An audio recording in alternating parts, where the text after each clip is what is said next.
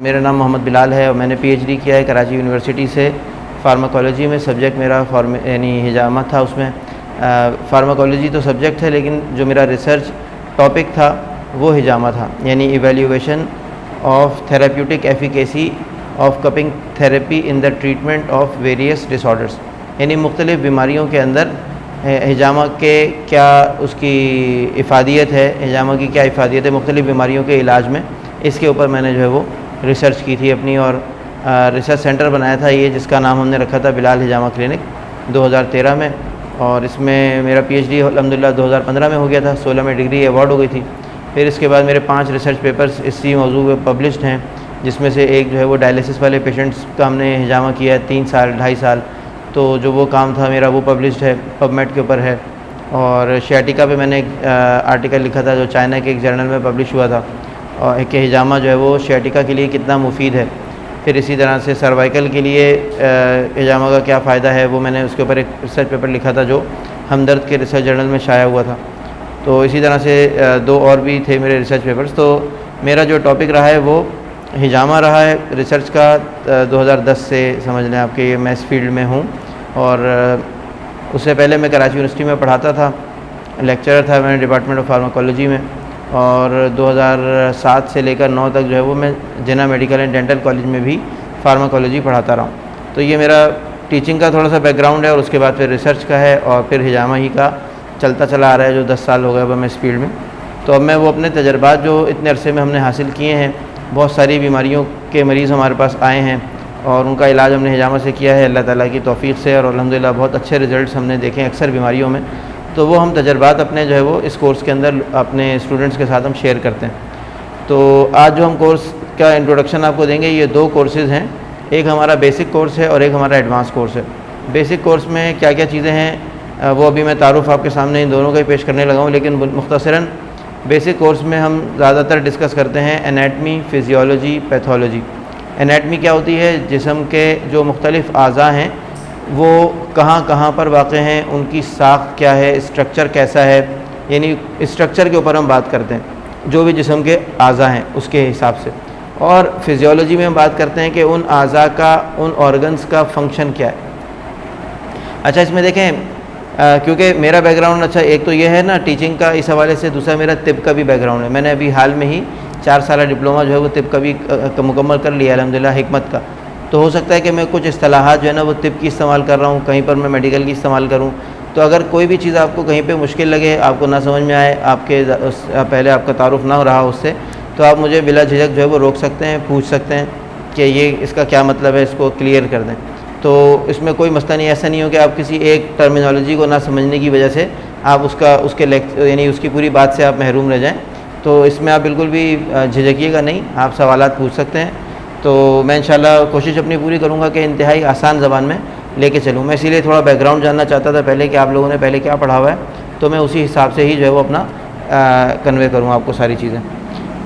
ठीक है, तो बेसिक कोर्स के अंदर हमारा जो फोकस होता है वो होता है एनाटमी, फिजियोलॉजी, पैथोलॉजी। जितनी के हिजामा के लिए जितनी ज़रूरी है उतनी हम एनाटमी, फिजियोलॉजी और पैथोलॉजी डिस्कस करते हैं। जो डॉक्टर्स पढ़ते हैं वो 2 साल तक एनाटमी, फिजियोलॉजी पढ़ते हैं, तो इतनी डिटेल में हम नहीं जाएंगे। ज़ाहिर है हमारा तो पूरा कोर्स ही 3 महीने का है। और फिर हम इसमें डिस्कस करते हैं प्रोसीजर हिजामा का, इसके प्रिकॉशंस, इससे पहले की एहतियातें, इसके बाद की एहतियातें। और इसी तरह से जो हमारा एडवांस कोर्स है उसके अंदर हम डिस्कस करेंगे सिर्फ डिजीज़ को। तकरीबन 90 के करीब बीमारियाँ, वो बीमारियाँ जिनका हमने यहाँ पर इलाज अल्हम्दुलिल्लाह मरीज़ों का किया है, वो यानी कि जिनका हमने तजर्बा कर लिया है, और जिसके पॉइंट्स हमें तजर्बे से मालूम हो गए कि इनमें कौन से मुफीद पॉइंट्स हैं, और उसके अंदर क्या क्या चीज़ें हैं, उसकी डायग्नोसिस कैसे होती है, उसका ट्रीटमेंट प्लान कैसे बनता है, आप पहचानेंगे कैसे कि ये कौन सी बीमारी है, तो उसके टेस्ट कौन से होते हैं, वो सारी चीज़ें भी हम उसमें डिस्कस करते हैं। और उसमें हिजामा के ज़रिए से इलाज कैसे होता है और तिब के ज़रिए से इलाज कैसे होता है, तो वो भी हम साथ साथ आपको इंशाल्लाह उसमें बताते हैं। तो वो 3 महीने का जो कोर्स है उसमें हम तकरीबन 90 के करीब बीमारियाँ डिस्कस करते हैं और उनका इलाज डिस्कस करते हैं हिजामा के ज़रिए से। तो पहले मैं बेसिक कोर्स का आपको तारुफ पेश कर देता हूँ मुख्तसर सा। इसमें हम इंट्रोडक्शन, हिजामा का इंट्रोडक्शन डिस्कस करेंगे, बेसिक एनाटमी जितनी हिजामा के लिए ज़रूरी है वो डिस्कस करेंगे, बेसिक फिजियोलॉजी हम डिस्कस करेंगे, यानी फ़ंक्शन मुख्तलिफ़ जिस्म के हमारे हिस्सों का, और इसमें हम पैथोलॉजी भी डिस्कस करेंगे कि मुख्तलिफ़ टेस्ट जो करवाए जाते हैं तो वो कैसे कैसे मतलब कौन कौन से टेस्ट होते हैं और उससे हम क्या चीज़ मालूम करना चाहते हैं। हिजामा के अंदर हाइजीन का बहुत अहम किरदार है, यानी सफाई सुथराई का, और कैसे आपको सफाई सुथराई रखनी है कि मुख्तलिफ़ बीमारियाँ मुंतकिल ना हो मरीज़ों से मरीज़ों को, वो भी हम इसमें डिस्कस करेंगे इंशाल्लाह। और हिजामा का प्रोसीजर क्या होता है वो प्रोसीजर भी हम इसके अंदर तफसील के साथ डिस्कस करेंगे। ये मैं भी आपको सिर्फ हेडिंग्स बता रहा हूँ, मैं भी एक एक पॉइंट को डिटेल में डिस्कस करूँगा। सुन्नत पॉइंट्स क्या होते हैं, डेज़ क्या होते हैं, अच्छे डेज़ कौन से होते हैं, हिजामा की डेट्स जो है ना वो कौन सी हैं, और ये सब चीज़ें डिस्कस करेंगे। मुख्तलिफ़ स्पिरिचुअल प्रॉब्लम्स के लिए भी हिजामा होता है तो उसके अंदर क्या प्रिकॉशंस लेने होते हैं, उसका क्या प्रोसीजर होता है, उसके क्या पॉइंट्स होते हैं उसमें साथ में, और क्या क्या करना होता है। और इसी तरह से फिर कुछ बीमारियों के बारे में भी इंशाल्लाह हम बेसिक के अंदर भी हम थोड़े बहुत कुछ जो अहम बीमारियां हैं उसके पॉइंट्स भी आपको हम शेयर करते हैं। ठीक है, तो अब इसके बाद जो है वो सबसे पहले हमारा जो है वो इसमें पार्ट है इंट्रोडक्शन का। तो हिजामा जो है ना इसका तारुफ ये एक पूरी क्लास है इसके ऊपर, तो बहरहाल मुख्तसर तारुफ में यहाँ पर भी यानी मैं आपके सामने इसमें देखें हम डिस्कस करेंगे। जो हम इंट्रोडक्शन वाला जो हमारा लेक्चर होगा ना तो उसमें हम हिजामा की हिस्ट्री को डिस्कस करेंगे कि हिजामा शुरू कैसे हुआ और हिजामा जो है ना वो कब से होता चला आ रहा है, और इसके बारे में जो हम कहते हैं कि ये सुन्नत इलाज है, तो ये हम इसको क्यों कहते हैं कि सुन्नत इलाज है, इसमें कौन सी अहादीस ऐसी हैं जो उसके बारे में आई हैं, और हिजामा की सुन्नत होना कैसे साबित होता है। फिर इसका मैकेनिज़्म क्या है, हिजामा काम कैसे करता है, इसकी थ्योरी क्या है, हिजामा से लोगों को फ़ायदा अगर होता है तो वो किस तरीके से होता है। फिर इसी तरह से हिजामा का जो है ना वो यानी माजी क्या था और अब क्या तरीक़ेकार चल रहा है, और इसका हम फ्यूचर कैसा देखते हैं, ये भी हम इसमें डिस्कस करते हैं कि हिजामा जो है ना उसके मुख्तलिफ़ जो टेक्नोलॉजी है या हिजामा के अंदर जो मुख्तलिफ़ इंस्ट्रूमेंट्स इस्तेमाल होते हैं या इक्विपमेंट इस्तेमाल होते हैं, पहले कौन से होते थे अब कौन से होते हैं, मज़ीद क्या उसमें तरक्की हो रही है। और इसी तरह से हिजामा की जो है ना वो यानी मुख्तलिफ़ क्या कहना चाहिए तरीक़ा इलाज जितने चल रहे हैं इस वक्त में, उनके मुकाबले में हिजामा की क्या अहमियत है, ये भी हम इसमें डिस्कस करते हैं। और इसी तरह से पाकिस्तान में जो है ना इसकी प्रैक्टिस करने का क्या लीगल तरीक़ाकार है और कौन लोग हैं जो हिजामा को लीगली प्रैक्टिस कर सकते हैं, उसके लिए कौन सा सर्टिफिकेट आपके पास होना चाहिए, जो हम कोर्स कर रहे हैं इसका क्या फ़ायदा होगा, ये हम इसमें डिस्कस करते हैं। लीगल स्टेटस यानी हिजामा का। फिर बेसिक जो एनाटमी है, तो बेसिक एनाटमी में हम ये पढ़ते हैं कि इसमें जिस्म को आप किस तरीके से जो टर्मिनोलॉजीज़ हैं एनाटमी की वो हम इसमें डिस्कस करेंगे। मिसाल के तौर पे हम बोलते हैं फ्रंट, इंग्लिश में फ्रंट बोलते हैं हम सामने के लिए, लेकिन एनाटमी की जो लैंग्वेज है उसके अंदर उसको कहते हैं एंटीरियर, ए से एंटीरियर, इसका मतलब होता है फ्रंट। और हम वैसे नॉर्मल इंग्लिश में बोलते हैं बैक, पीछे के लिए, तो जो एनाटमी वाली जो लैंग्वेज है उसमें इसको कहते हैं पोस्टीरियर। फिर इसी तरह से जो चीज़ें साइड की तरफ होती हैं, जो जिस्म से दूर की तरफ जा रही हैं हमारे यानी सेंटर से दूर जा रही हैं, तो दूर वाली चीज़ को हम कहते हैं लेटरल, और जो चीज़ हमारे सेंटर के करीब आ रही होती है उसको कहते हैं मीडियल। ये सारी की सारी जो है ना टर्मिनोलॉजीज़ हैं जो कि हम इसमें डिस्कस करेंगे कि ये कौन सी टर्मिनोलॉजीज़ हैं। ये मैं अभी आपको खाली इंट्रोड्यूस करा रहा हूँ कि हम इसमें पढ़ेंगे, ये चीज़ें हम डिटेल में पढ़ेंगे, लेकिन मैं एक तारुफ आपके सामने करवा रहा हूँ। तो इससे आपको फ़ायदा क्या होगा कि आप रिपोर्ट्स भी पढ़ने के आप काबिल हो जाएंगे। जो आपके पास पेशेंट आते हैं, हमारे पास रिपोर्ट्स लेकर आते हैं, कोई अपना MRI लेकर आता है, कोई CT स्कैन लेकर आता है, तो उसमें आपको ये सारी टर्मिनोलॉजीज़ जो है ना ये बहुत ज़्यादा फ़ायदा देती हैं। आपको पता चलता है कि भाई इसमें लिखा हुआ क्या है, मस्कुलर स्पैज़म लिखा हुआ है तो ये स्पैज़म का क्या मतलब होता है, ये डिस्क बल्ज लिखा हुआ है तो ये डिस्क बल्ज से क्या मुराद है, या जो है ना वो लिस्थेसिस लिखा हुआ है तो ये लिस्थेसिस क्या होता है, लॉर्डोसिस क्या होता है। ये टर्मिनोलॉजीज़ हैं एनाटमी की, तो हम ये बेसिक जो टर्मिनोलॉजीज़ हैं ये भी पढ़ेंगे इसमें। उसके अलावा हम इसमें मस्क्यूलो स्केलेटल सिस्टम को डिटेल में पढ़ते हैं। मस्क्यूलो स्केलेटल सिस्टम हम इसलिए डिटेल में पढ़ते हैं क्योंकि हमारे पास जो ज़्यादातर मरीज़ आते हैं हिजामा कराने के लिए वो पेन के मरीज़ होते हैं। बहुत ज़्यादा जो लोग आते हैं ना वो दर्द के लिए हिजामा कराने आते हैं। अब वो दर्द कभी कमर का दर्द होता है, कभी वो घुटनों का दर्द होता है, कभी वो सर का दर्द होता है, कभी वो शियाटिका अर्कुन निसा होता है, कभी वो सर्वाइकल या माइग्रेन का पेन होता है, आधे सर का दर्द। तो अब हमें पता होना चाहिए कि ये जो दर्द हो रहा है तो ये इसके पीछे जो है ना आर्थराइटिस है, ऑस्टियो आर्थराइटिस है, रूमेटॉइड आर्थराइटिस है, या जो है ना यूरिक एसिड का मसला है, विटामिन डी कम हुआ है। दर्द की बहुत सारी वजूहात होती है ना, तो वो समझने के लिए हमें थोड़ा सा जिस्म का अपने ढांचे का पता होना चाहिए कि भाई हड्डियाँ जिस्म में कितनी होती हैं, घुटने के जोड़ के अंदर जो है ना वो कौन कौन सी हड्डियाँ हैं, उसमें जो है वो साइनोवियल जॉइंट कहलाता है, तो साइनोवियल कैविटी क्या होती है, साइनोवियल मेम्ब्रेन क्या होती है, साइनोवियल फ्लूइड क्या होता है, तो हम उसमें जो है ना वो डिटेल में पढ़ते हैं ये सारी चीज़ें। तो इसके अलावा एक बहुत ही अहम पार्ट जो हम इसमें कवर करते हैं वो है आपकी स्किन, क्योंकि हम जो हिजामा के अंदर जो हम स्क्रैच लगाते हैं वो हम स्किन पे लगाते हैं। अब हमें पता होना चाहिए कि स्किन जो है ना वो कितनी मोटी होती है, उसकी कितनी लेयर्स होती हैं, हम कौन सी लेयर पे स्क्रैच लगाते हैं, हमें कैसे पता चलेगा कि हमारा स्क्रैच ठीक लगा है या गहरा लग गया है या लाइट लग गया है, यानी नॉर्मल होना चाहिए ना ज़्यादा गहरा होना चाहिए और ना ज़्यादा लाइट होना चाहिए। तो अब हमें कैसे पता चलेगा कि हमने सही कट लगाया है। और स्किन की एनाटमी के बारे में हमें डिटेल में पता होना चाहिए कि स्किन के अंदर कौन कौन सी लेयर्स हैं, उनके नाम क्या क्या हैं, उसकी मोटाई कितनी है। तो ये इससे आपको बहुत हद तक मदद मिलेगी कि आप जब हिजामा करेंगे तो आपको पूरा इल्म होगा कि भाई आप जो प्रोसीजर कर रहे हैं तो वो आप सेफली कर रहे हैं या क्या आप रिस्क लेकर कर रहे हैं। और रिस्क आप अपना नहीं ले रहे हैं, रिस्क आप ले रहे होते हैं मरीज़ का, यानी पेशेंट जो है वो रिस्क पर होता है। तो इसमें हम एनाटमी मस्कुलोस्केलेटल सिस्टम की ये भी डिस्कस करते हैं और हम इसमें नर्वस सिस्टम को भी तफसील के साथ पढ़ते हैं। वो इसलिए क्योंकि हिजामा में जो हम पॉइंट्स लगाते हैं, जो हम पॉइंट्स डिसाइड करते हैं कि भाई इस बीमारी के अंदर ये पॉइंट लगने, मिसाल के तौर पे शुगर के लिए, अब शुगर के कुछ पॉइंट्स सामने लगते हैं, कुछ पॉइंट्स बैक पे लगते हैं। जो बैक पे लग रहे हैं वो क्यों लग रहे हैं उस जगह के ऊपर, उसकी लॉजिक क्या है, वहाँ पे कौन सी नर्व्स मौजूद हैं, उससे कौन से ऑर्गन्स कंट्रोल होते हैं। तो ये तफसील जो है ना वो हम इसमें पढ़ते हैं नर्वस सिस्टम के अंदर। तो नर्वस सिस्टम भी हमारा एनाटमी और फिजियोलॉजी का जो है वो एक अहम पार्ट है।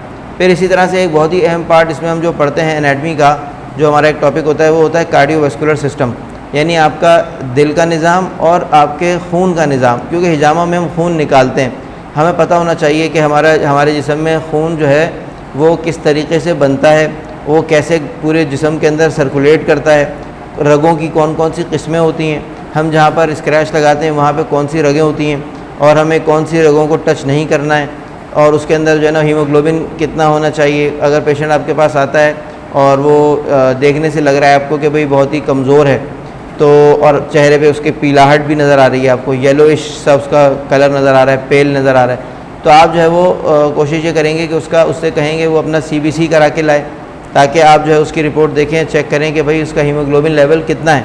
अगर उसका हीमोग्लोबिन लेवल मिसाल के तौर पे 7 है तो हम उस पर हिजामा नहीं करेंगे उसका।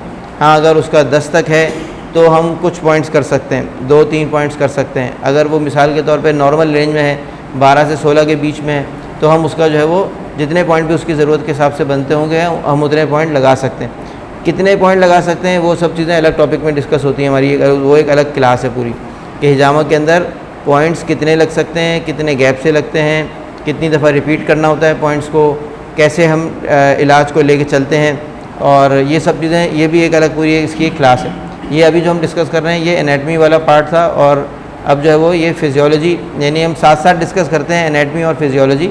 तो उसमें हम ख़ास तौर पे स्किन की एनाटमी और फिजियोलॉजी डिस्कस करते हैं सबसे पहले, कि स्किन की कितनी लेयर्स हैं, वो कैसे फंक्शन करती है, क्या क्या काम है उसके। और दूसरा हम इसमें कार्डियोवैस्कुलर सिस्टम, यानी हार्ट का और ब्लड का जो सिस्टम है उसको हम बहुत तफसील के साथ पढ़ते हैं। फिर नर्वस सिस्टम को हम बहुत तफसील के साथ पढ़ते हैं, और इसी तरह से हम डाइजेस्टिव सिस्टम को भी इसमें किसी हद तक कवर करते हैं जितना ज़रूरत होती है, और लिम्फेटिक सिस्टम को भी हम इसमें पढ़ाते हैं, क्योंकि लिम्फेटिक सिस्टम जो है ना वो भी जिस तरह से ब्लड हमारी बॉडी के अंदर सर्कुलेट कर रहा होता है, तो इसी तरह से लिम्फ भी जो है वो मूव कर रहा होता है जिस्म के अंदर, और वो भी एक ट्रांसपोर्ट का एक सिस्टम है। जिस तरह खून हमारे जिस्म में एक जगह से लेकर चीज़ों को दूसरी जगह तक जाता है, तो लिम्फ भी इस तरह से कुछ चीज़ों को ट्रांसपोर्ट करता है जो ब्लड के साथ साथ चल रहा होता है। यानी ब्लड तो खून की रगों के अंदर चलता है, लिम्फ जो है वो खून की रगों के बाहर चलता है। जो हमारे टिश्यूज़ के दरमियान में फ्लूइड होता है तो वो भी लिम्फ है, उसको हम इंटरस्टिशियल फ्लूइड भी कहते हैं, लिम्फ भी कहते हैं। तो ये लिम्फेटिक सिस्टम के बारे में भी हम इसमें इंशाल्लाह पढ़ेंगे। और मस्कुलोस्केलेटल सिस्टम, जिसके अंदर हम पढ़ते हैं मसल्स के बारे में, बोन्स के बारे में, जॉइंट्स के बारे में कि इनकी कौन कौन सी टाइप्स होती हैं, और जो मुख्तलिफ हमारे जिस्म के अंदर स्ट्रक्चर्स हैं, जैसे साइनसेस हैं या बरसा है, लिगामेंट है, टेंडन है, सही है, कार्टिलेज है। तो इन सब चीज़ों के बारे में भी हम इसमें जो एनाटमी और physiology of the musculoskeletal system, ये वाला जो हमारा लेक्चर है उसके अंदर हम ये सारी चीज़ें डिटेल में पढ़ते हैं। फिर इसी तरह मसल्स के बारे में हम डिटेल में पढ़ते हैं कि हमारी बॉडी में कौन कौन से मसल्स हैं, कहाँ कहाँ पर मौजूद हैं, और हिजामा के अंदर जब हम हिजामा करते हैं तो हम पॉइंट्स उन मसल्स के लिहाज से कैसे लगाते हैं, उन मसल्स की अटैचमेंट्स होती हैं तो हम उसको देखते हुए कैसे लगाते हैं, हमें कैसे पता चलता है कि ये कौन सा मसल स्टिफ हुआ हुआ है और उसकी क्या अलामत होती है, और उसके लिए हम हिजामा किन पॉइंट्स पे करते हैं।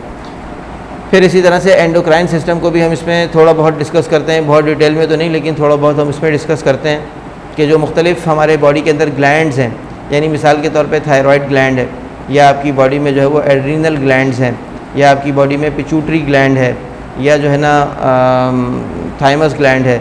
तो इस तरह से जितने भी ग्लैंड्स हैं जो कि हमारे जिस्म में हार्मोन्स प्रोड्यूस करते हैं, तो उनके क्या क्या फंक्शंस हैं, कौन से ग्लैंड्स कौन से हार्मोन्स प्रोड्यूस करते हैं, उसमें क्या ख़राबी हो जाए तो हम हिजामा किन पॉइंट्स पे करते हैं उसमें।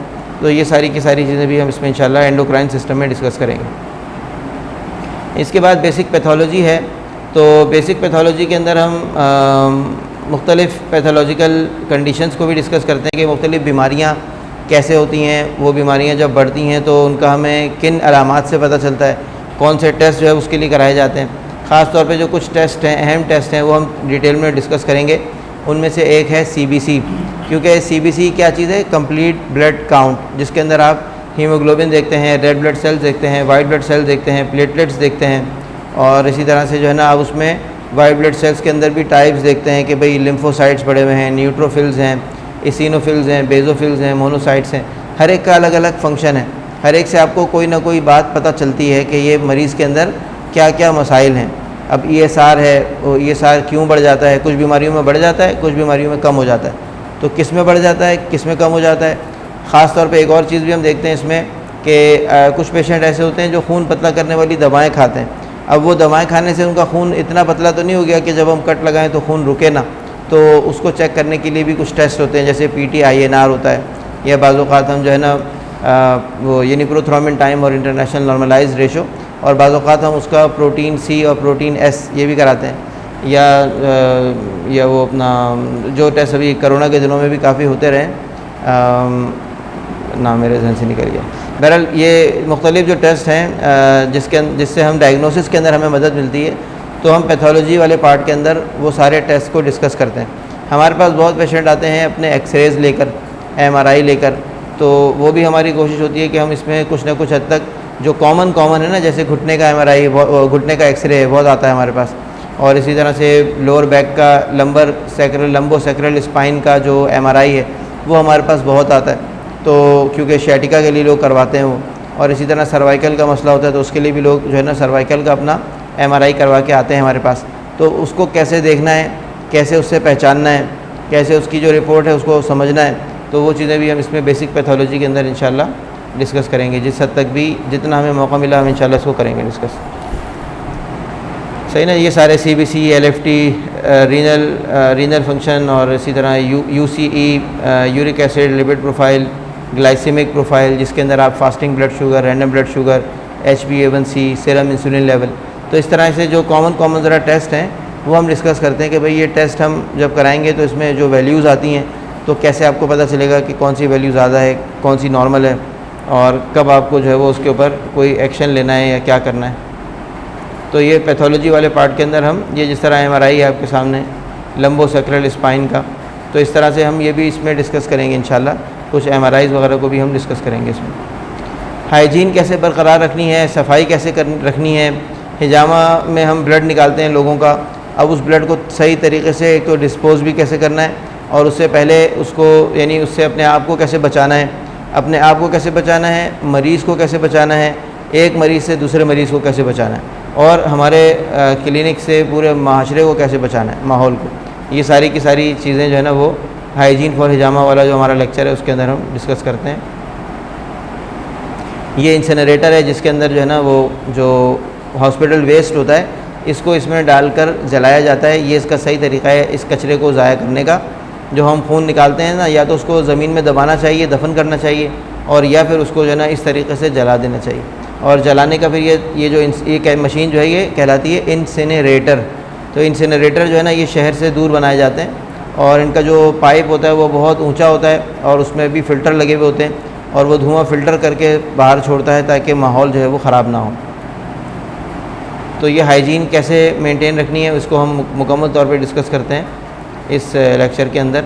यूनिफ़ॉर्म की क्या अहमियत है, यूनिफ़ॉर्म क्यों पहनना चाहिए स्टाफ को, घर के कपड़े और काम के कपड़े अलग अलग क्यों होने चाहिए, जूते क्यों अलग होने चाहिए, ये भी हम इंशाल्लाह इसमें आपको बताएंगे।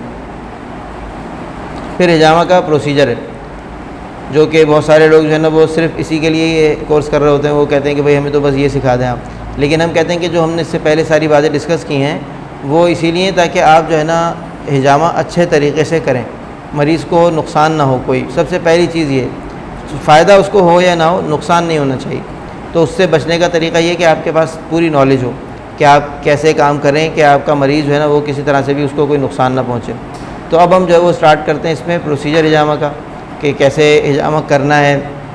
ये आपके सामने जैसे ये टिशू की शीट जो है वो बिछाई हुई है इसके ऊपर, बेड के ऊपर।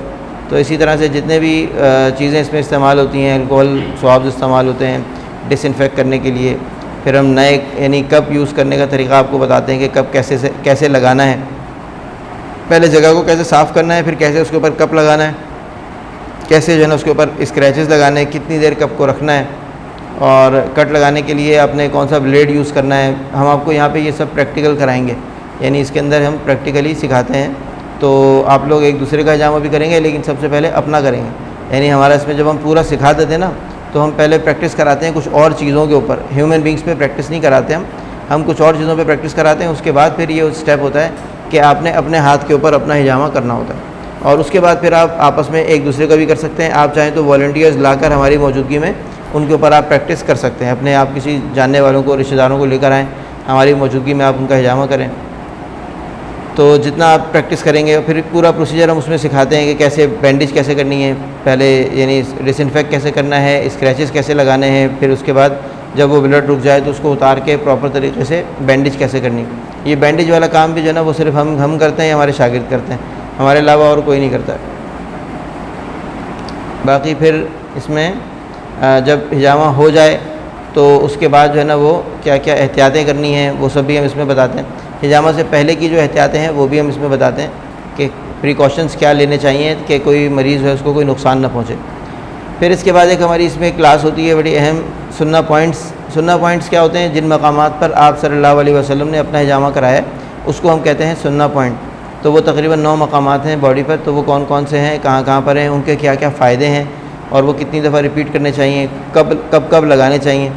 कुछ डेट्स जो जिसके बारे में हदीस में आया है कि इन तारीख़ों में अगर हिजामा कराया जाए तो वो हर बीमारी के लिए शिफा है, जैसे चाँद की 17, 19, 21। तो डेट्स की क्या अहमियत है, और मुख्तलिफ़ दिनों के बारे में भी कुछ हदीस आई हैं कि कुछ दिनों में हिजामा करना चाहिए, कुछ दिनों में नहीं करना चाहिए। तो वो कौन कौन से दिन हैं, उन हदीस की हैसियत क्या है, वो सही हैं, ज़ईफ़ हैं, ये हम इसके अंदर इंशाल्लाह डिस्कस करेंगे। सुन्ना डेट्स क्या हैं, सुन्ना डेट्स क्या हैं। फिर हिजामा जो है ना जिस तरह से जिस्मानी इलाज है ऐसे ही रूहानी इलाज भी है, क्योंकि ये हमने तजर्बा अब हमें काफ़ी इसका ठीक ठाक हो गया है कि हिजामा से जो है रूहानी मसाइल भी हल हो जाते हैं। मगर वो कैसे होते हैं, उसके लिए आपको प्रिकॉशंस क्या लेने चाहिए और क्या तरीक़ाकार होना चाहिए, कितनी दफ़ा हिजामा करना चाहिए, किन पॉइंट्स पे करना चाहिए, ये इंशाअल्लाह ताला हम इस क्लास के अंदर आपको बताएँगे। रुक़िया क्या होता है, रुक़िया के बारे में भी आपको इंशाअल्लाह तारुफ़ कराएँगे। हिजामा फॉर वेरियस डिजीज़ में कुछ हम अहम डिजीज़ को डिस्कस करते हैं, जैसे शैटिका है, सर्वाइकल है, माइग्रेन है। तो जिनके हमारे पास यानी बहुत कॉमन पेशेंट्स आते हैं ना, वो हम डिजीज़ इसमें कोई 10-12 डिजीज़ को डिस्कस करते हैं। माइग्रेन है, सर्वाइकल है, हेयर फॉल है, वेट लॉस है। ये बड़ी अहम चीज़ें जिसके मरीज़ बहुत ज़्यादा आते हैं। और नी पेन है, नी पेन लेडीज़ के अंदर हमारे पास बहुत ज़्यादा आता है, काफ़ी ज़्यादा इसका अकरेंस है। तो इसके बारे में भी इंशाल्लाह हम डिटेल में डिस्कस करेंगे कि इनके पॉइंट्स कैसे लगाए जाएँ। और इसी तरह से इनफर्टिलिटी वाले इश्यूज़ हैं, तो इनफर्टिलिटी के लिए क्या करना है, मेल इनफर्टिलिटी, फ़ीमेल इनफर्टिलिटी, दोनों केसेस के अंदर हिजामा कैसे होगा, और उससे जो है वो क्या ट्रीटमेंट प्लान है उसका, साथ में क्या दवाएँ इस्तेमाल करनी है। तो ये तमाम की तमाम चीज़ें हम डिस्कस करते हैं अपने बेसिक हिजामा के कोर्स में। और इस कोर्स का टोटल ड्यूरेशन है 3 महीने का, और तकरीबन जो है हफ्ते में 1 दिन क्लास होती है इसकी। ये इतवार वाले दिन 3 बजे से लेकर 5 बजे तक। आज तो हमारा इंट्रोडक्शन था तो हमने आज 4 बजे बुलाया, वरना ये 3 से 5 हमारा टाइम होता है इसमें क्लास का। 12 क्लासेज होती हैं, 12 थ्योरी की क्लासेज हैं 2-2 घंटे की, यानी 24 घंटे का ये पूरा कोर्स है, 24 क्रेडिट आवर्स का। और आखिर में जो है वो इसमें एग्ज़ाम भी लिया जाता है, मल्टीपल चॉइस क्वेश्चंस की सूरत में, और प्रैक्टिकल भी आपसे करवाया जाता है, वाइवा भी लिया जाता है। उसके बाद आपको सर्टिफिकेट इशू हो जाता है। अच्छा, सर्टिफिकेट के बारे में भी ये बात मैं बता दूं अभी, वैसे आगे हम इंट्रोडक्शन में भी बताएंगे, लेकिन ये बात मैं अभी बता देता हूँ आपको कि अभी इस वक्त में अगर आप चाहते हैं कि आप हिजामा का क्लिनिक खोल के प्रैक्टिस करें, तो उसके लिए गवर्नमेंट की एक जो है वो अब शर्त लागू हो गई है कि आपके पास FTJ होना चाहिए, फाजिल तिब वल जराहत, इसका डिप्लोमा होना चाहिए, जो 4 साल का डिप्लोमा है, और हिकमत का कोर्स भी कहलाता है, जो मैंने किया अभी रिसेंटली, और तिबिया कॉलेजेस करवाते हैं। इसके अलावा या तो ये हो या फिर जो है वो BEMS की डिग्री हो। BEMS होता है bachelors of eastern medicine system, जो हमदर्द वाले कराते थे पहले सिर्फ, अब हमदर्द भी कराता है, और साथ में ज़ियाउद्दीन यूनिवर्सिटी भी करा रही है, जिन्ना यूनिवर्सिटी फॉर वीमेन भी करा रही है। तो या इन दोनों में से कोई डिग्री हो तो फिर आप अपना ऑफिशियली, लीगली, ओपनली बिल्कुल आप अपना क्लिनिक खोल सकते हैं। और अगर उसके अलावा आपके पास नहीं है डिग्री, तो आप प्रैक्टिस कर सकते हैं किसी डिग्री होल्डर के साथ, यानी किसी हकीम के साथ या किसी FTJ या BEMS के साथ आप प्रैक्टिस अपनी कर सकते हैं हिजामा की। ये भी हो सकता है कि आप किसी को अपने साथ हायर कर लें और क्लिनिक आप खोलें और साथ में उसको हायर कर लें, और वो भी आपके साथ मौजूद रहे। हिजामा बेशक आप करें लेकिन उसकी निगरानी में करें। और इसके अलावा तीसरा ऑप्शन ये होता है कि अगर आप कोई बाकायदा कोई बोर्ड लगा के आप क्लिनिक नहीं खोल रहे हैं, अगर आप अपने घर पे हिजामा करना चाहते हैं, तो उस पर कोई पाबंदी नहीं कर सकते हैं आप, उस पर कोई मसला नहीं। आप घर पे करें, बोर्ड लगाए बगैर करें। कुछ लोग ऐसे हैं जो बोर्ड लगाए बगैर कर रहे हैं 2013 से, बल्कि उससे भी शायद पहले से, और माशाल्लाह से उनका अच्छा खासा ही बड़ा सेटअप है। मगर ये कि उनको कोई इशू नहीं है, क्योंकि उन्होंने बोर्ड नहीं लगाया हुआ, तो कोई मसला नहीं, कर रहे हो। तो बग़ैर बोर्ड लगाए जो है ना आप कर सकते हैं, घरों पे जाके प्रैक्टिस कर सकते हैं, किसी हकीम के साथ रह के प्रैक्टिस कर सकते हैं, और अपने घर के ऊपर आपको इजाज़त है, कोई आपको रोकेगा नहीं, कोई मसला नहीं है। अपने आप जानने वालों के लिए सीखना चाहते हैं, रिश्तेदारों का इलाज करने के लिए सीखना चाहते हैं, तो उसमें कोई मसला नहीं है। हम सिखाते पूरे ही हैं, बस सर्टिफिकेट जो है ना हमारा वो यानी कि जो यहाँ अकेडमी का सर्टिफिकेट है वो सिर्फ पार्टिसिपेशन का सर्टिफिकेट होता है। उसकी बेसिस के ऊपर आप पाकिस्तान में क्लिनिक नहीं खोल सकते। पाकिस्तान से बाहर हमारे बहुत सारे शागिर्दों ने खोले हुए हैं, अमेरिका में भी खुला हुआ है, कनाडा में भी खुला हुआ है, बहुत सारे लोग कर रहे हैं प्रैक्टिस। वहाँ पे जो है ना ये सर्टिफिकेट चल जाता है, लेकिन ये हमारे मुल्क में नहीं चलता है। बस यहाँ पे आपको पता है हम ज़्यादा तरक्की याफ्ता हैं दूसरे ममालिक से। अच्छा जी, तो ये हमारा बेसिक हिजामा कोर्स का इंट्रोडक्शन था। मैं एडवांस वाली क्लास का भी आपको थोड़ा सा मुख्तसर सा तारुफ आपके सामने पेश कर देता हूँ। अभी जो हमने डिस्कस किया है, अगर इसमें आपको कोई चीज़ पूछनी हो तो आप पूछ सकते हैं, कोई सवाल पूछना हो, कोई भी आपके जहन में कन्फ्यूजन हो तो आप मालूम कर सकते हैं। लेकिन ड्राई कपिंग में कट्स नहीं लगते, उसमें ब्लड नहीं निकालते, और जो वेट कपिंग होती है उसमें कट्स लगते हैं, जो हिजामा में होता है। अच्छा, हिजामा is a combination of dry cupping and wet cupping, दोनों हैं उसमें। यानी हम पहले ड्राई कपिंग करते हैं, बाद में हम वेट कपिंग करते हैं, तो उसमें दोनों चीज़ें आ जाती हैं। अगर कोई वेट कपिंग ना करना चाहे, जैसे हाँ, तो हम ड्राई कपिंग कर सकते हैं, हम करते हैं। कुछ केसेस के अंदर हम ड्राई कपिंग ही करते हैं, जैसे मिसाल के तौर पे, और कुछ केसेस में हम मसाज कपिंग भी करते हैं। मसाज कपिंग हम करते हैं ज़्यादातर अगर हमें करना हो यानी पैरों के जो तलवे हैं, सोल्स ऑफ द फीट पे, अगर वहाँ पर पेन है तो वहाँ पर हम ड्राई कपिंग करते हैं, या फिर हम मसाज कपिंग करते हैं। मसाज कपिंग होती है ऑयल लगा के उस पर कप सक्शन दे के उसको मूव किया जाता है कप को, तो इसको कहते हैं मसाज कपिंग। तो क्योंकि पैर के नीचे वाली स्किन बहुत ज़्यादा थिक होती है, उस पर हम कट लगाते हैं तो ब्लड नहीं निकलता, तो हमें बहुत गहरे कट लगाने पड़ते हैं, तो फिर हीलिंग में मुश्किल होती है, तो हम वहाँ कट लगाते ही नहीं। एक हम पैरों के तलवों पे नहीं लगाते, एक हम हाथों की हथेलियों पे नहीं लगाते, और एक हम बगल में नहीं लगाते, आर्म पिट पे। ये कुछ ममनुआ पॉइंट्स हैं, यहाँ पर हम कट नहीं लगाते। हाँ, ड्राई कपिंग हो सकती है लेकिन हम कट नहीं लगाते हैं यहाँ। जैसे बहुत सारे पेशेंट आते हैं उन्हें खून से डर लगता है, वो नहीं चाहते कि उनका खून निकले, तो ड्राई कपिंग करना चाहते हैं। सही, हाँ, तो कर सकते हैं। तो दोनों एक ही तरह के हैं, लेकिन ड्राई कपिंग वेट कपिंग भी होते हैं, खून निकल जाता है, जो जहरीला मादा होते हैं निकल जाता है। हाँ, और ड्राई कपिंग में ड्राई कपिंग में देखिए पेन किलिंग इफ़ेक्ट होता है, और ड्राई कपिंग काम की है नाफ बिठाने के लिए, उस पर भी हम ड्राई कपिंग करते हैं। जो नाफ थोड़ी सी डिसलोकेट हो जाती है ना, जिसकी वजह से फिर पेट डिस्टर्ब हो जाता है और काफ़ी मसला होता है, तो वो नाफ बैठ जाती है इससे, ड्राई कपिंग से। मतलब हम नाफ के ऊपर ड्राई कपिंग करते हैं, उस पर हम वेट कपिंग नहीं करते। तो कुछ चीज़ों में ड्राई कपिंग हम करते हैं, लेकिन ये कि ज़्यादातर हम वेट कपिंग करते हैं, बाकी ज़्यादातर चीज़ों के लिए।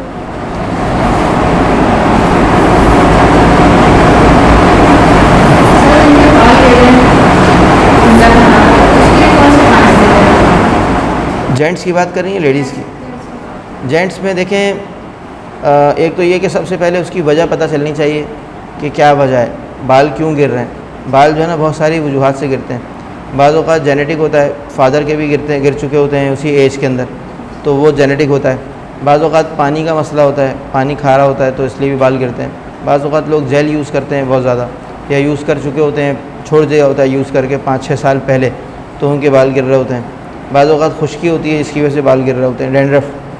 तो हर केस के अंदर जो है ना वो मुख्तलिफ, लेकिन ये कि जो फिर भी जो ज़्यादातर जो मसला होता है वो होता है मेल पैटर्न बाल्डनेस का, और बाज़ औक़ात ये हार्मोन्स की वजह से भी होता है।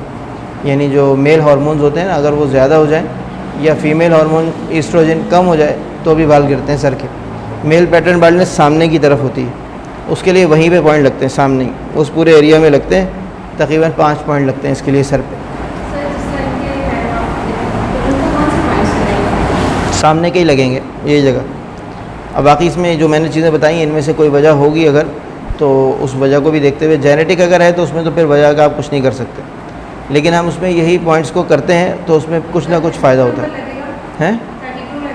जी हाँ, यहाँ लगेंगे, और बीच में जो है ना 2 पॉइंट और लगेंगे, एक सेंटर वाला, एक इसके ऊपर वाला, यानी लाइन से बीच में 3 पॉइंट्स हैं और 2 साइड्स में ये 5 पॉइंट्स हैं। हाँ, बीच में बिल्कुल नीचे नहीं, बालों के अंदर वाली जगह पे, जहाँ से बाल शुरू हो जाते हैं ना उस जगह पे। हाँ, यहाँ पे जी हाँ, बिल्कुल यही 5 पॉइंट्स हैं। ये 5 पॉइंट तकरीबन हम 3 से लेकर 7 मरतबा तक रिपीट करते हैं, और एज का भी इसमें फैक्टर होता है। अगर 30 साल की उम्र से पहले किया जाए तो 3 मरतबा में रिज़ल्ट आ जाता है अल्हम्दुलिल्लाह, और अगर जो है ना उससे ऊपर 40 साल की उम्र तक जो है ना वो 7 मरतबा में रिज़ल्ट आ जाता है। उससे ऊपर हमें कोई गारंटी नहीं है कि रिज़ल्ट आएगा या नहीं आएगा, लेकिन बहरहाल 30 to 40 ईयर्स तक की एज में आ सकते हैं बाल। एक हफ्ते के बाद। हाँ, एक हफ्ते के बाद। हाँ, जिस जगह पे पहले लगा 1 हफ्ते के बाद वहाँ लग सकता है। हाँ, अगर आपने सही कट लगाया है तो इसकी हीलिंग 1 हफ्ते में हो जानी चाहिए। अगर आपने डीप कट लगा दिया है तो ज़ाहिर है वो टाइम ज़्यादा लेगा, वरना अगर आपने बिल्कुल सही कट लगाया है तो उसकी हीलिंग 1 हफ्ते में हो जाती है। अच्छा, इसमें भी हमने थोड़ा बहुत इंट्रोडक्शन रखा था ताकि जो लोग जिन्होंने हमारा बेसिक कोर्स नहीं किया है तो वो कुछ ना कुछ हद तक जो है ना वो इससे वाकिफ़ हो जाएं कि हिजामा के तारुफ से और हिजामा के प्रोसीजर से, क्योंकि हम जो आगे जो एडवांस कोर्स करा रहे हैं तो उसकी बेस जो है वो हमारी ये है कि जो हमारा स्टूडेंट है उसको हिजामा का प्रोसीजर वही वाला आता है जो हम करते हैं।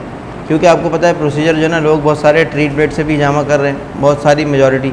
शुरुआत में हमने भी किया था, लेकिन जो है ना अब हम क्योंकि सर्जिकल ब्लेड से कर रहे हैं तो अब हमारी सारे जितने भी तजर्बात हैं वो इसी पर मुनहसर हैं कि हमारा प्रोसीजर यही वाला फ़ॉलो होना चाहिए। मतलब ये जो हमने किया है प्रोसीजर, हम चाहते हैं कि लोग उसको एज़ इट इज़ फॉलो करें ताकि उनको भी वही रिज़ल्ट्स मिल सकें। तो इसलिए हम थोड़ा सा हिजामा का प्रोसीजर भी इसमें पढ़ाते हैं। मुख्तसरन होता है, वो ज़्यादा लंबा चौड़ा नहीं होता।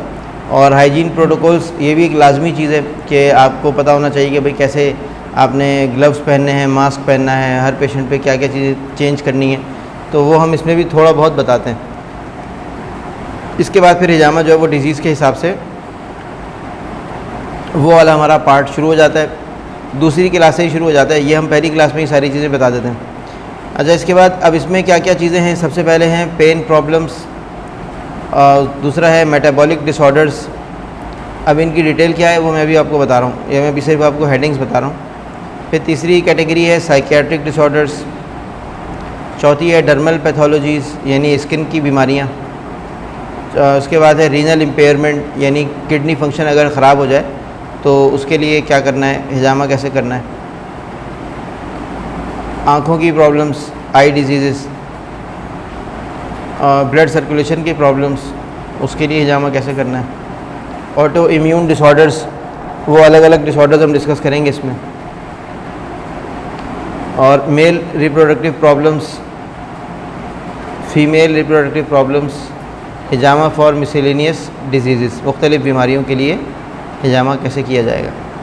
तो ये तो हेडिंग्स हो गई। अब उसके बाद इनकी इसमें डिटेल में देख लेते हैं कि पेन प्रॉब्लम्स के अंदर हम कौन कौन से पेन्स को डिस्कस करेंगे। तो एक हम उसमें करेंगे लो बैक पेन, जो बहुत ही कॉमन कंडीशन है। दूसरा हम करेंगे माइग्रेन को डिस्कस, डिस्कस से मेरी मुराद क्या है कि हम उसमें उसकी थोड़ी सी डेफिनेशन भी पढ़ेंगे कि ये होता क्या है, इसके सिम्टम्स क्या होते हैं, इसके कॉजेज़ क्या होते हैं, और हम पढ़ेंगे इसका इलाज कैसे होता है। 3 चीज़ें पढ़ेंगे, सिम्टम्स, कॉजेज़ और ट्रीटमेंट। ये 3 चीज़ें हम हर बीमारी की पढ़ेंगे इंशाल्लाह। तो सर्वाइकल स्पॉन्डिलोसिस, शियाटिका, ये सब बीमारियां क्या हैं, इसकी डिटेल इंशाल्लाह हम कोर्स के अंदर पढ़ेंगे। ऑस्टियोआर्थराइटिस, हील पेन, प्लांटर फेशाइटिस, ये सारे पेन प्रॉब्लम्स हैं, और ट्राइजेमिनल न्यूरल्जिया। तो ये डिजीज़ हैं जो हम पेन के अंदर डिस्कस करेंगे इंशाल्लाह। फिर इसी तरह हिजामा फॉर मेटाबॉलिक डिसऑर्डर्स में सबसे पहले है डायबिटीज़। डायबिटीज़ का इलाज कैसे करना है उसको भी हम बहुत तफसील में डिस्कस करेंगे इंशाल्लाह। हाइपरटेंशन यानी हाई ब्लड प्रेशर, तो हाई ब्लड प्रेशर जो है ना, ये इसका कैसे इलाज करना है हिजामा से, इसके क्या क्या कॉजेज़ होते हैं, क्या सिम्टम्स होते हैं, और कैसे हिजामा से इसका इलाज होगा। हाइपरलिपिडीमिया यानी कोलेस्ट्रॉल, LDL, HDL, ट्राइग्लिसराइड, इनकी जो भी इश्यूज़ होते हैं, इनके प्रॉब्लम्स होते हैं, तो उसके लिए हिजामा कैसे करना है, कैसे कहाँ पॉइंट्स लगेंगे, और कब आप इसका रिपीट करवाएंगे, डाइट की क्या साथ में चीज़ें होंगी, तो वो सब भी इसमें डिस्कस करेंगे इंशाल्लाह। हाइपर यूरिसीमिया मतलब यूरिक एसिड बढ़ जाना, तो यूरिक एसिड बढ़ जाता है तो उसके कॉजेज़ क्या होते हैं, सिम्टम्स क्या होते हैं, उसका ट्रीटमेंट कैसे होता है, उसका टेस्ट क्या होता है। ओबेसिटी, मोटापा, तो मोटापे के लिए जो है ना हिजामा कैसे करना है, और वेट लॉस हिजामा से कितना होता है, ये वो सारी चीज़ें जो हम डिस्कस कर रहे हैं ना, ये वो बीमारियाँ हैं जिनके अच्छे खासे पेशेंट हमने अपने पास, जिनका इलाज अल्हम्दुलिल्लाह हिजामा से किया है। शिफा अल्लाह ताला ने अता फरमाई है। हमने अपनी तरफ से जो कोशिश हो सकती थी वो हमने हिजामा से की है। तो हिजामा और साथ में कुछ हर्बल मेडिसिन भी, तो वो भी हम आपको साथ में बताएंगे इंशाल्लाह। डायरिया, कॉन्स्टिपेशन, एसिडिटी, गैसेस, और इससे मिलती जुलती और भी जो मसाइल हैं वो सब। लैक ऑफ एपेटाइट, अच्छा ये जो कॉन्स्टिपेशन है इसमें आगे वो भी आ गया, पाइल्स, फिशर, फिस्टूला, वो भी हमें साथ साथ ही बता दूंगा। लैक ऑफ एपेटाइट, भूख ना लगना यानी कि। लाइपोमा, चर्बी की जो गुठलियाँ बन जाती हैं बॉडी में, उसका इलाज कैसे होता है हिजामा से।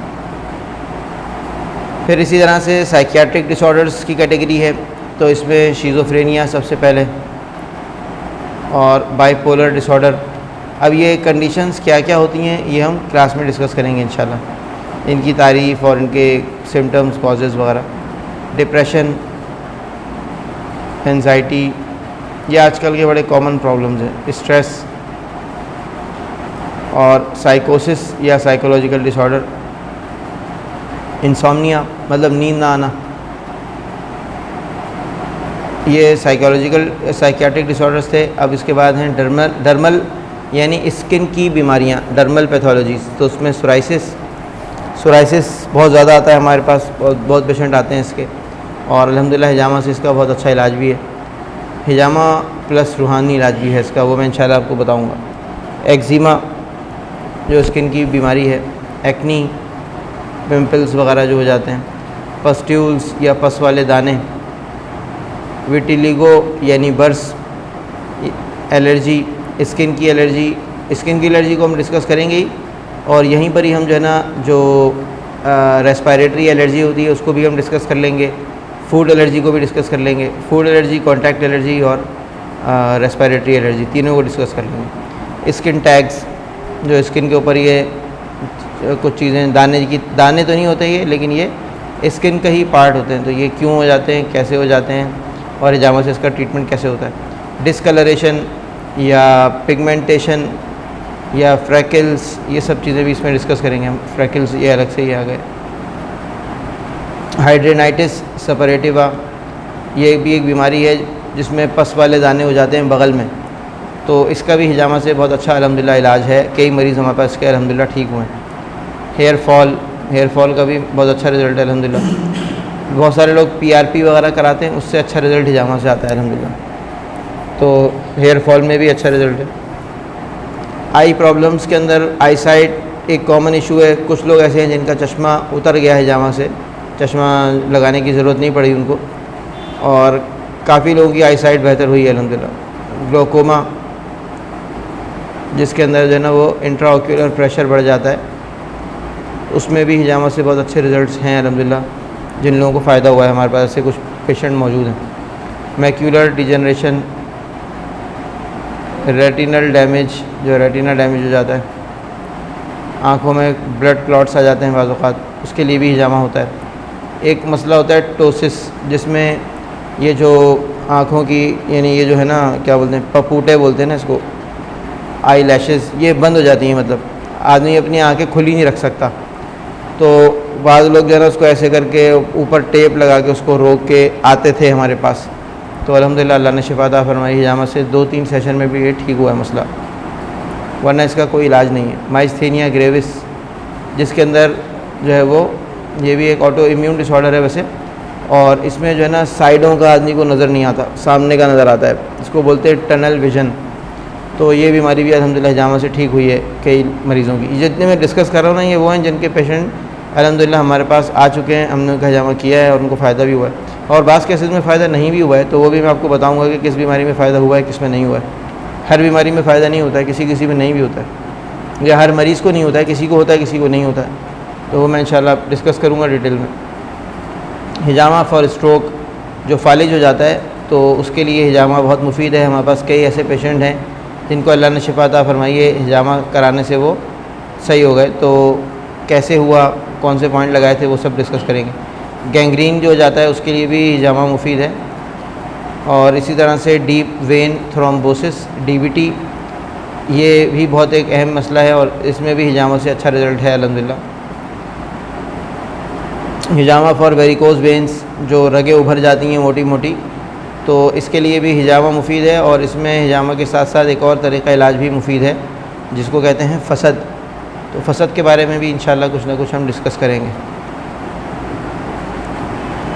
न्यूरोनल डिजीज़ में बेल्स पाल्सी, जो लकवा होता है, इसके अच्छे खासे पेशेंट अल्हम्दुलिल्लाह हमारे पास ठीक हुए हैं, अल्लाह ताला की तरफ से ही शिफा होती है।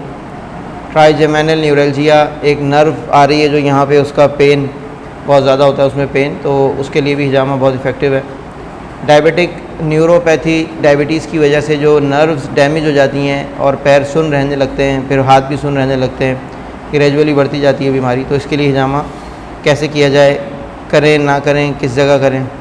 ऑप्टिक नर्व डैमेज, जो आप जो देखते हैं, तो अगर वो डैमेज हो जाए नर्व, तो अमूमन उसके नतीजे में मुकम्मल तौर पे ब्लाइंडनेस हो जाती है, बीनाई चली जाती है। तो वो अगर कुछ हद तक सही है तो उसमें हिजामा से बहरहाल बेहतरी आ सकती है। उसके लिए किन पॉइंट्स पे हिजामा करना चाहिए वो मैं इंशाल्लाह इसमें डिस्कस करूँगा। और एपिलेप्सी या मिर्गी, इसमें हिजामा का बेहतरीन रिज़ल्ट है। बड़े एक्सट्रीम केसेस हमारे पास कुछ अल्लाह ताला ने शिफा उनको अता फरमाई है जो सही हुए, तो वो भी हम उसमें इंशाल्लाह डिस्कस करेंगे अपनी इस क्लास के अंदर। बच्चों के अंदर ख़ास तौर पे हमारे पास इस तरह के केस आए हैं।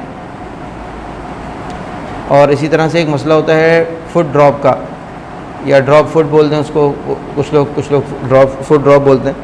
इसमें क्या होता है कि नर्वस कंट्रोल ख़त्म हो जाता है, पैर सीधा नहीं रह पाता, ऐसे गिर जाता है। आदमी चलने की कोशिश करता है तो उसका पैर जो है ना नीचे ज़मीन पे घिसट रहा होता है, तो वो फिर कुछ ख़ास किस्म के ब्रेसेस और वो कोई चीज़ें पहनते हैं पैर में ताकि पैर उनका सीधा रहे, या फिर वो जूते, वो ऊंचे वाले जूते जो होते हैं ना, वो पहनते हैं। तो ये मसला भी हिजामा से अल्हम्दुलिल्लाह हमारे पास ठीक हुआ है कई पेशेंट्स का। तो इसमें कहाँ पे पॉइंट लगेंगे, कैसे होगा, ये भी इंशाल्लाह डिस्कस करेंगे। फिर एक मसला, फिर ये कैटेगरी है ऑटो इम्यून डिसऑर्डर्स की, कि जिसके अंदर हमारे जिस्म का दिफाई निज़ाम अपने ही जिस्म के ख़िलाफ़ काम करने लगता है, तो उसको हम कहते हैं ऑटो इम्यून डिसऑर्डर्स। तो उसमें ये मुख्तलिफ़ बीमारियाँ हैं। एडिसन डिज़ीज़ है, सीलिएक डिज़ीज़ है जिसको हम बोलते हैं ना ग्लूटेन एलर्जी, तो ग्लूटेन एलर्जी जो है वो सीलिएक डिज़ीज़ कहलाती है। इसमें भी अच्छे रिज़ल्ट्स हैं अल्हम्दुलिल्लाह। फाइब्रोमाइल्जिया, ये भी एक ऑटो इम्यून डिसऑर्डर है और इसमें भी अल्हम्दुलिल्लाह अच्छे रिज़ल्ट्स हैं। फिर ग्रेव्स डिज़ीज़, हाशिमोटो थायरॉइडाइटिस, जिसमें कि हाइपोथायरॉयडिज़म हो जाता है, थायरॉयड ग्लैंड जो है वो उसकी प्रोडक्शन कम हो जाती है थायरॉक्सिन हार्मोन की, और लोग बाहर से जो है वो थायरॉक्सिन ले रहे होते हैं। तो इसमें भी अल्हम्दुलिल्लाह हिजामा का बहुत अच्छा रिज़ल्ट है। 2-3 सेशन में थायरॉयड नॉर्मल हो जाता है अल्हम्दुलिल्लाह। तो वो भी पॉइंट्स आपके साथ हम इंशाल्लाह डिस्कस करेंगे। मल्टीपल स्क्लेरोसिस, ये भी एक कंडीशन है। माइस्थेनिया ग्रेविस का मैंने आपको कुछ बता दिया। रूमेटॉइड आर्थराइटिस जो है ना, ये एक बड़ी कॉमन मशहूर बीमारी है, और इसमें जो है वो इसमें भी हिजामा का बहुत अच्छा रोल है। तो इसमें हिजामा किया जा सकता है। इसमें साथ में कुछ अलबत्ता हर्बल मेडिसिन भी चाहिए होती है, वो भी मैं आपको इंशाल्लाह बताऊंगा। फिर एक और बड़ी मशहूर बीमारी है सिस्टमिक लूपस एरिथेमेटोसस, तो जिसको SLE भी कहते हैं।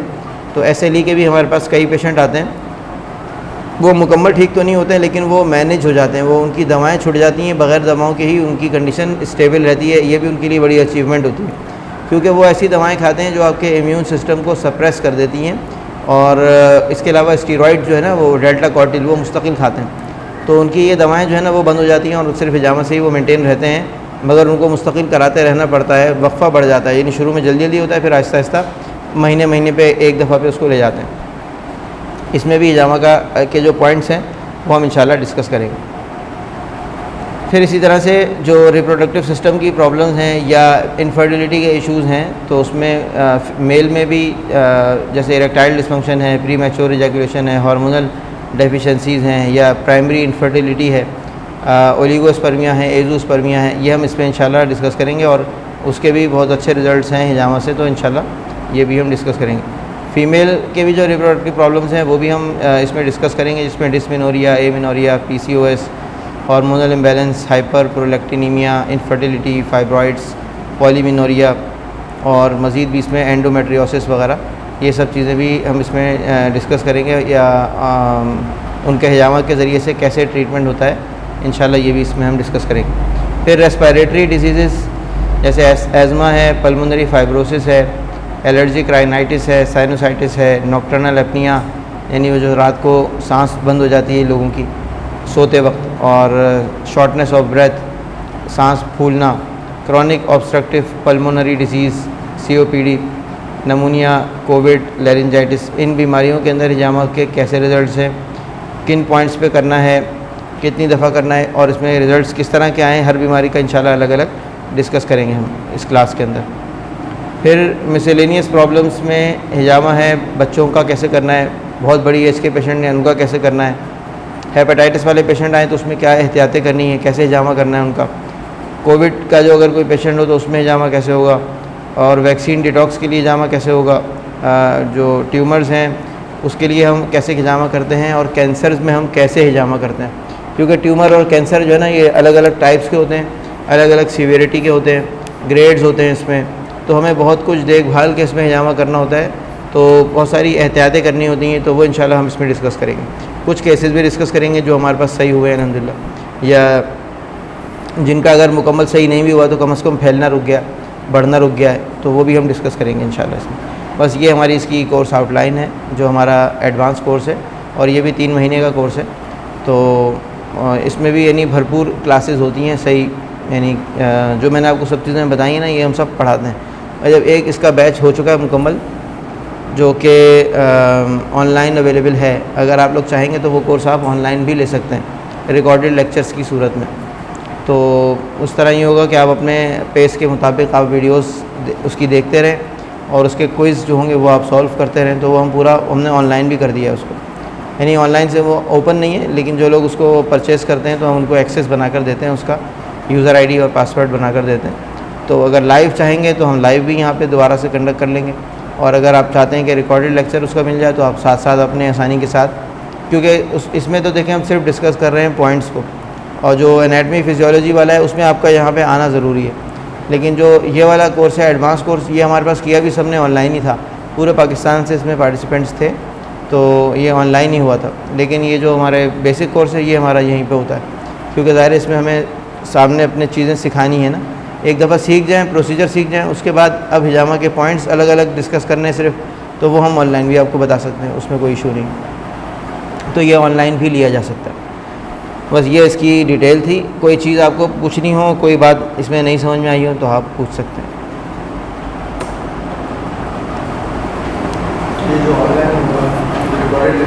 हाँ देखिए, वही मैंने कहा सर्टिफिकेट तो मिलेगा, सर्टिफिकेट मिलेगा, लेकिन वो पार्टिसिपेशन सर्टिफिकेट ही होगा, लीगल सर्टिफिकेट नहीं है वो। सर्टिफिकेट के लिए सिर्फ कर रहे हैं आप तो उसका कोई ख़ास फ़ायदा नहीं है, वो मैं आपको इसीलिए पहले ही मैंने बता दिया। हाँ हाँ होगा बिल्कुल, वो तो हम देंगे आपको, सर्टिफिकेट तो मिलेगा। जी जी बिल्कुल, उसकी बल्कि हो सकता है कि यानी डिटेल भी दी हुई हो उसमें कि आपने क्या क्या इसमें पढ़ा है, हो सकता है जो हम एक नहीं है, लेकिन बाहर तो है। बाहर है, बिल्कुल है। ऐसे ही बाहर हम उस चीज़ को रख सकते हैं, उसके ऊपर हाँ। आता है। जी हाँ, इसकी बेसिस पे आप बहुत सारी जगहों पे अप्लाई कर सकते हैं। किया है लोगों ने, हमने खुद अप्लाई नहीं किया, लोगों ने बहुत किया। हमारे शागिर्द अभी बहुत जगहों पे कर रहे हैं हिजामा माशाल्लाह से। लेकिन बेसिक के बाद हम केपेबल हैं इसके कि हम हिजामा कर सकते हैं, बिल्कुल। लेकिन हमें उसको प्रॉब्लम नहीं होगी। नहीं नहीं। वहाँ से सिर्फ हमें डिजीज़ का पता चलेगा कि कौन सी डिजीज़ के लिए कौन सा पॉइंट चलती है। जी हाँ, और जो बेसिक थ्योरी है वो आपको बेसिक कोर्स में पता चलेगी। पूरा करने का जो प्रोसीजर है वो आपको तफसील के साथ बेसिक में हम पढ़ाएंगे इंशाल्लाह। एडवांस में फिर हम आप जो बेसिक तो आप जान चुके होंगे, तो अब एडवांस में सिर्फ आपके लिए अहम चीज़ होगी कि किस बीमारी में कौन से पॉइंट्स, और वो मतलब एक कोई फ़िक्स फार्मूला नहीं होता है, उसके अंदर ये होता है कि हर पेशेंट का मामला मुख्तलिफ होता है, तो इसीलिए हम उसको बहुत तफसील से पढ़ाते हैं ताकि आपके पास जो भी पेशेंट आए तो आप उसकी कंडीशन के लिहाज से कस्टमाइज़ सोल्यूशन निकाल सकें उसके लिए। तो करने के बाद जैसा कॉन्टैक्ट होता है कि अगर इनकेस कोई ऐसा केस आ जाए तो हमें ना देखा हो या हमें ना प्रॉब्लम हो तो उसमें हम आपको कर सकते हैं कॉन्टैक्ट। हाँ कर सकते हैं, लोग करते हैं, अभी भी पूरी दुनिया से ही करते हैं। तो 1-to-1 सेशन होता है उसमें, अगर इन फ्यूचर होना चाहे व्हाट्सएप, हाँ ये भी होता है। और इसके अलावा ये कि रिफ़्रेशर कोर्सेज़ भी होते हैं। बाज़ औक़ात ये होता है कि आप अपना कोई केस लेकर खाली आ जाते हैं, एक केस आप डिस्कस कर लेते हैं। बाज़ औक़ात हम ऑनलाइन ही डिस्कस कर लेते हैं, रिपोर्ट्स वगैरह आप शेयर कर देते हैं, कंडीशन बता देते हैं। हाँ कोई मसला नहीं, ऐसा नहीं है कोर्स कर लिया तो अब हमारा ताल्लुक़ ख़त्म हो गया। हमारे तो जो 2013 से जो हमारे कोर्स के जो किए हुए हैं ना, वो लोग अभी भी राब्ते में रहते हैं अल्हम्दुलिल्लाह। ये आपका 16वां या 17वां बैच है, 16वां बैच है। इससे पहले जो ना 15 बैचेस निकल चुके हैं हमारे। 2014 में शुरू किया था हमने ये कोर्सेज़ कराना, तो अच्छे खासे लोग कर चुके हैं कोर्स। सही है। ये डिजीज़ के हवाले से तो कुछ नहीं पूछना ना, ये समझ में कुछ ना कुछ तो यकीनन आ ही गया होगा। जिन लोगों का पहले से कुछ नॉलेज है उनको तो पता ही होगा, और बाकी डिटेल इसकी हम कोर्स में करेंगे डिस्कस इंशाल्लाह। तो उसके लिए हम किस तरह करेंगे, तो कौन से पॉइंट्स दोनों में सेम पॉइंट्स होंगे, सेम? क्योंकि हिजामा जो है ना वो किसी एक डायरेक्शन में किसी ग्लैंड की एक्टिविटी को नहीं बढ़ाता, हिजामा उसको नॉर्मलाइज़ करता है। नॉर्मलाइज़ का मतलब ये होता है कि अगर नॉर्मल से ज़्यादा है तो उसको नीचे लाएगा, नॉर्मल तक लाएगा, और अगर वो हार्मोन जो है नॉर्मल से नीचे है तो उसको ऊपर लेकर आएगा, नॉर्मल तक लाएगा। यानी दोनों तरफ से जो है ना, यानी उसकी जो डायरेक्शन होती है वो सेंटर होती है, दोनों तरफ से, ऊपर से नीचे और नीचे से ऊपर, लेकिन सेंटर तक बस, इससे ऊपर नहीं। यानी ये नहीं होगा कि हिजामा किया आपने किसी का शुगर पेशेंट का और उसकी शुगर और लो हो गई, वो शुगर हिजामा से लो नहीं होगी। हाँ अगर वो अपनी दवाएं खा रहा है ना, तो क्योंकि हिजामा ने नॉर्मलाइज़ कर दिया होगा, फिर उसने ऊपर से दवा खा ली तो दवा तो लो करेगी। दवा को तो नहीं पता कि आपने जो है ना आपकी शुगर कितनी है, दवा को नहीं पता, ये तो आपको खुद डिसाइड करना होता है ना कि आपको डोज कितनी लेनी। तो ऐसे छोड़ ना दे, वो मॉनिटर करता रहे उसको, क्योंकि हिजामा से एकदम से नहीं होता कि लो हो जाए, यानी उसकी नॉर्मल एकदम से हो गई और फिर उसके बाद दवा खाई उसने तो लो हो गई, ऐसा यानी एकदम से नहीं होता, ये ग्रेजुअली डेवलप होता है इफ़ेक्ट। हिजामा का इफ़ेक्ट जो है ना तकरीबन 3 सेशन में जाकर डेवलप होता है। 3 सेशन होते हैं तो रिज़ल्ट आना शुरू होता है, और बाज़ केसेस में 3 सेशन में रिज़ल्ट पूरा आ जाता है। 3 सेशन चाहिए होते हैं लाजमी।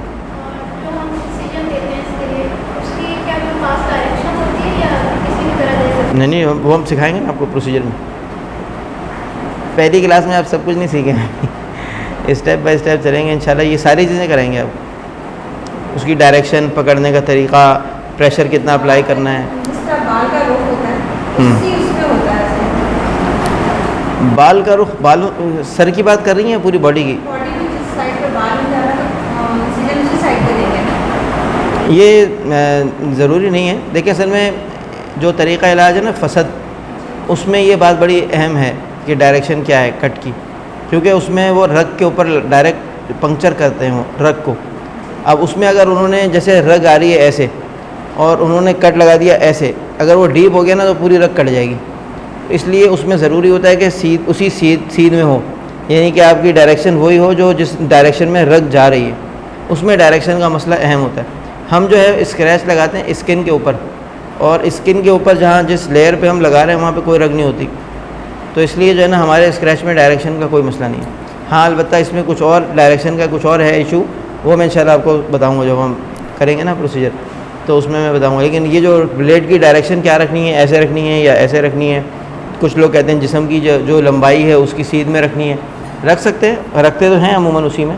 लेकिन अगर वो कभी ना रख पाएँ, आप किसी वजह से हाथ का एंगल नहीं बन रहा हो, बाज़ औक़ात होता है ऐसा, तो उसमें कोई इशू नहीं है। ऐसा हिजामा में कोई मसला नहीं, फसद में मसला है। फसद में आपकी डायरेक्शन जी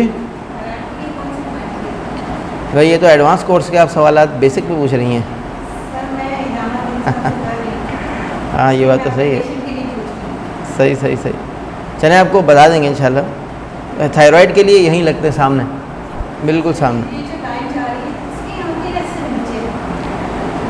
देखें उसके जो है ना, ये बिल्कुल गर्दन की जड़ में भी हैं 2 पॉइंट्स और ऊपर भी हैं 2 पॉइंट्स, दोनों जगह हैं, नीचे भी 2 और ऊपर भी 2 और नीचे भी 2, दोनों जगह पर है, गर्दन की जड़ में भी और बिल्कुल ऊपर भी, जहाँ थायराइड ग्लैंड वाक़ होता है उस जगह पर। वो आपको इंशाल्लाह बता देंगे तफसील से। हमारी पॉइंट्स वाली एक क्लास होती है, आपने शायद देखा होगा, उसकी एक वीडियो भी डाली हुई थी हमने।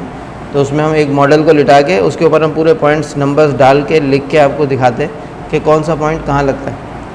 वो इसमें इंशाल्लाह ताला ये चीज़ कवर हो जाएगी।